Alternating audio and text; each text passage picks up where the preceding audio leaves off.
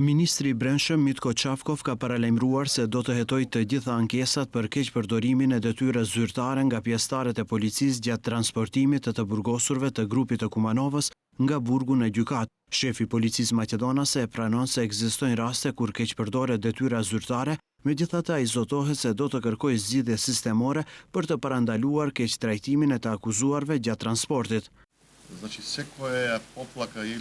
Çdo ankesë apo çdo sinjal për keqpërdorim të detyrës së policisë, pa marrë parasysh nëse bëhet fjalë për person të dyshuar apo për person që është i akuzuar për sjellje të keqe të policisë, ne sigurisht do t'i hetojmë ankesat edhe atë në një periudhë sa më të shkurtër kohore. Kur paraqiten kohë pas kohe ankesa të tilla, ne patjetër do të duhet që të mendojmë edhe për një zgjidhje sistemore për mënyrën, procedurën dhe standardin e transportit të dyshuarve nga vendi ku privohet nga liria deri në stacionin policor, nga stacioni policor në gjykatë në burg, pasi që me të vërtet duam që t'i eliminojmë këto keqpërdorime në procese të këtilla. Pjesëtarët e grupit të Kumanovës që nga fillimi i procesit gjyqësor kundër tyre janë ankuar se gjatë transportit janë keq trajtuar nga pjesëtarët e njësive speciale, ndaj të cilëve ende nuk është ndërmarrë asnjë mas, ndërkohë të njëjtën ka vijuar seanca gjyqësore kundër të arrestuarve në lagjen e Trimave, me rast janë lexuar dëshmitë e dëshmitarëve të mbrojtur që i kanë dhënë kohë më parë.